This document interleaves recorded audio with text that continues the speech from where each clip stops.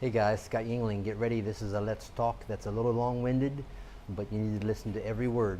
So in the next couple seconds, grab some popcorn, get ready, because this is a good one.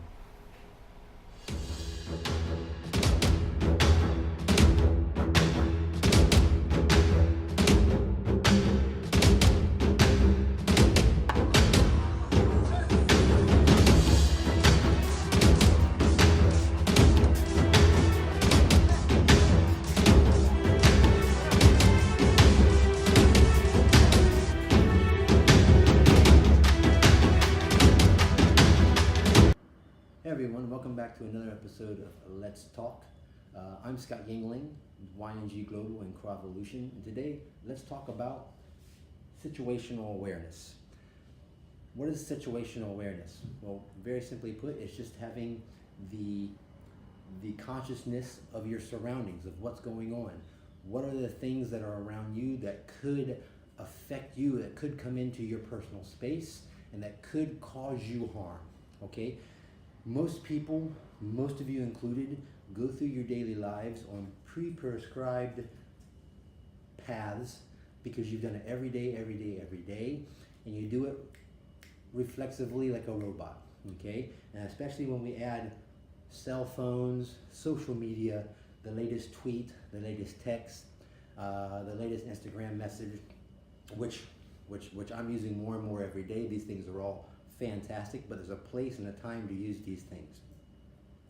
Situational awareness is when you are able to put that telephone away, when you're able to walk and look and be observant of the things around you, the people around you, to be able to do a risk and threat analysis like that very quickly on anything and everyone that's around you. You do it every time that you cross a street. When you cross a street, hopefully, if you're not too lost in your cell phone, you're being situationally aware. You're looking to your right, you're looking to your left to make sure there's no vehicles coming before you cross the street. That's something that we learned since we were very little. So why don't we apply this ability to the rest of our lives?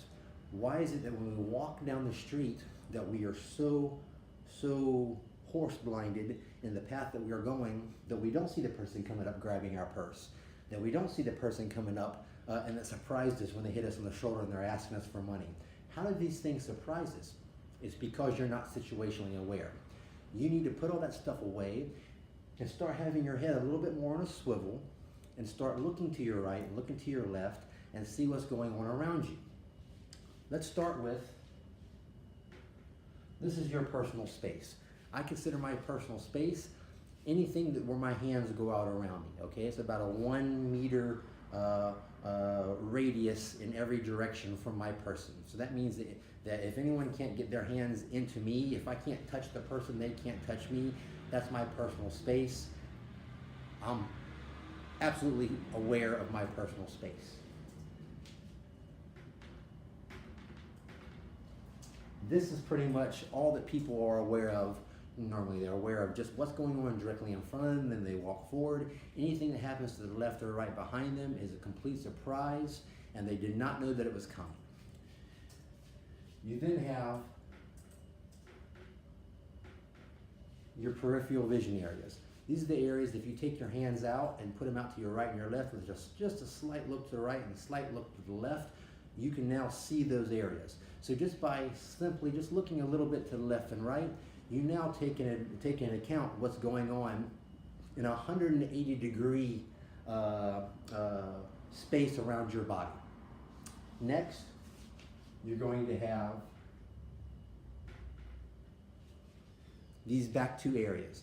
Now these back two areas is going to be if someone is following you, if someone is coming out from the door that you just walked by. So as I'm walking every once in a while, to be situationally aware, I'm walking, I'm looking, and every once in a while, I'll just take a look back over there.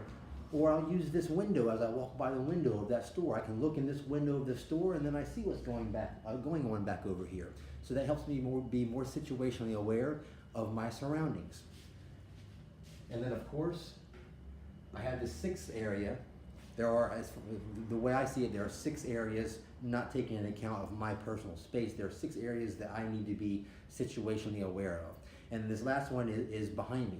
So then every once in a while, so I stop. I find something to look at, and then I look behind me. I see what's going on. If I see the same person 2 or 3 or 4 times behind me, and I'm constantly moving forward, well, that's odd, because that person normally is not on the exact same trajectory going down the street that I'm in. So to be situationally aware, you need to take into account all 6 sectors going off as far as you can see around your person. And that's the basics of situational awareness. It's just being able to perceive in a 360-degree angle around yourself what's going on, so that you're not going to be surprised when that person starts to come up. By doing that, we've talked about it before, the 20-99 rule, keeping yourself at a 20% state of alertness. That 20% state of alertness is just that. As I'm walking down the road, I've taken my cell phone, I've put it in my pocket, I'm not sending messages or whatever. I can wait 5 minutes before I check my Instagram. I can wait 4 minutes before I send my next tweet. I put all that in my pocket, and I walk with purpose, and I go where I'm going. And I'm looking, and every once in a while I see back, and every once in a while I'll stop. I look at something, and then I'll look back behind me to make sure that I am not being followed or checked out, or make sure that someone is not testing the atmosphere of who I am to see whether or not I'm acceptable prey. Okay, so always maintaining that 20% state of awareness as you're walking, as you're doing anything, as you're leaving the department store, going out to the vehicle, checking around your vehicle on the way out, checking the 5th door to make sure that it wasn't open, that someone hasn't gotten in there. As you're walking up, looking up underneath your vehicle, looking around and under the vehicles around your vehicle. That's all situational awareness. Just making sure that I have a key in my hand. That's great for defense. There's many trains of thought on keys for defense, but my main thing to have a key in your hand as you're walking out is so when I don't get to my car door, I don't start opening my purse or digging through my pockets, and I lose all my situational awareness because it's all focused in my pocket, because now I'm digging for my keys. I have my keys in my hand, I know where I'm going, I'm walking to the vehicle. When I get to the vehicle, I stop at my vehicle, I give my good situationally aware 360 degree just to make sure that nothing is walking up on me.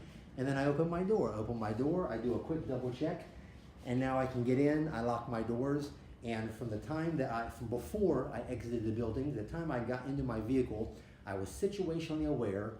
Anyone watching me saw that my head was on a swivel, and they did not perceive me as being an easy target. Predators will not attack you statistically if they do not perceive you as being an easy target. And if you do not want to be perceived as an easy target, then you need to be situationally aware and present yourself as someone that sees what's going on in your surroundings. For example, if I'm walking down this street, I don't know what's going on over here. So as I come here with my eyes, just with a little look, I'm not talking about commando urban tactics, just with a little look, I can now slice this pie as I move forward. So I see this person, maybe this person is doing nothing, but I want to be able, as I'm walking around that corner, I want to be able to see that person at the same time, if not before that person sees me. So then I have time to evaluate a threat risk analysis and be able to decide in my head, is that person a threat or not? If I see that person could be doing something that I don't deem acceptable or normal, I see that person, maybe I stop and I go the other direction. Maybe I see that person and then I cut across. Maybe if I have to, now I'm ready to posture. I can posture and put a body language that lets them know that, hey, I am not that prey that you're looking for. So that posturing leads me in to the 5 responses to violence, to aggression. Everyone knows about the fight and run. Everyone talks about run, fight, hide. I don't talk about hide the way everyone else does, because they say hide as in if you hear shots down the hall, run and jump underneath the table and hide under the table. For me, that just makes you an easier, non-moving target for someone to come by and spray 7.62 Kalashnikov rounds at something that's not moving. For me, hide, if you're in that situation, which we talk about this in our couples course, our couples how to survive course. If you're in that situation, hide is getting as far away as you can, run to begin with, get as far away you can from that, close the door, lock the door, barricade the door, now get a grouped response of everybody that is now going to stack up on those doors and be ready if that person is able to force through those doors, that you can now mount an aggressive assault on that person that is coming to harm you. You were hiding until you could fight. I'm not even going to put hide in here, okay? Another one that is the important one that most people feel is freeze. Freeze simply means that you weren't situationally aware enough to be able to deal with the aggressive, violent situation that has now been thrown upon you, and your adrenaline levels have shot up so much, and your natural mental responses that are running through your head is, who is this? Why is this? The who, what, why, when, and how is all that running through your head, and that freezes your responses. Because why me? How is this? How could this be? Why is this happening to me? All those things should have been dealt with through, as we had spoke about in the past, through visualization and training and stress testing in your classes. Freezing happens when you have not done the due diligence beforehand to prepare yourself for these situations. Posturing, as we have spoken about before, posturing.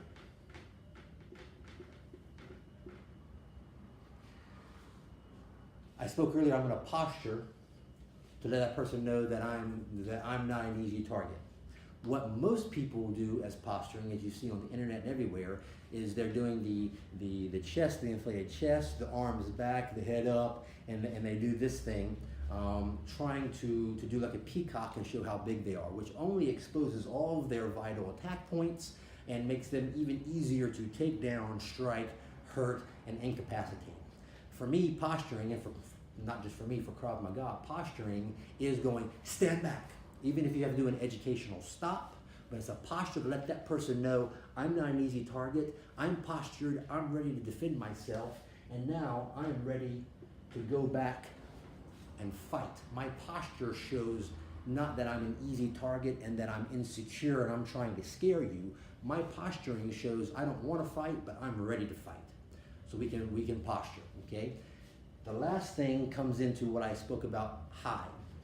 But I don't call it hide, I call it submit. Submit means that you had no situational awareness, you had no pre-planning, you had no pre-preparation, no training, and all you can do is fall down on your knees and submit and hope for the best.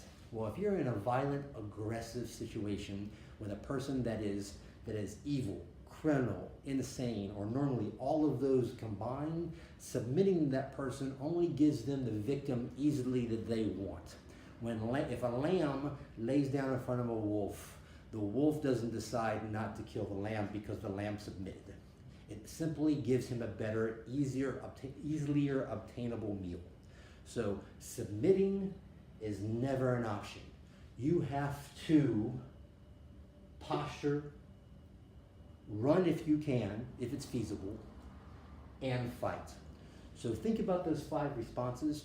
Think about how they work into your training regime and where you are as you visualize different situations, and where would you be if you were just now thrown into a violent situation? Were you mentally and situationally aware enough that you saw it coming and you were able to avoid it and get away? Not necessarily run away, but walk away, get away, put space between you and the person. Were you able to posture? Were you able to posture and that didn't work and you were able now to employ the techniques that you were trained? Or did you freeze and you had nowhere else to go but to submit? Think about the ramifications and where each one of those lead.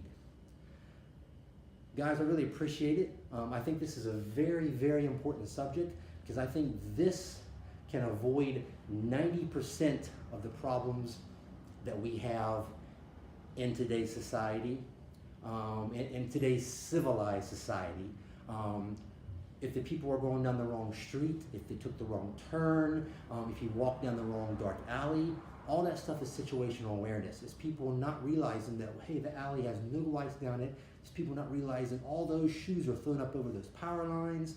It's people not realizing all the things that are telltale signs that tells me that's an area I shouldn't go to because I wasn't situationally aware. Everyone, I really appreciate you taking the time to listen to another episode of Let's Talk. It's always a pleasure to share with you the things that I've learned through years in the French Foreign Legion and Krav Maga with Kravolution, and now that I'm trying to put out to all of you with YNG Global. Please feel free to ask some questions. The very next Let's Talk is going to be an interview that my wife is going to give, Megan's going to give. She's going to interview me, so I'm going to be able to answer the questions that you guys have been sending. We have quite a few good questions that we've received, but they've almost all been on Krav Maga, which is great. But take advantage to ask some questions if you haven't thought about it yet. Maybe about the French Foreign Legion, about my background, some things, where I've trained, what I've done in the past. Whatever the question is, just kind of an open forum. Anything that you think you might want to know about who I am or what's led me to this moment right now to be doing this video, I would love to speak with you about it, and I would love to tell everyone about that. So once again, I really appreciate your time. Scott Yingling, YNG Global, Kravolution, and keep training.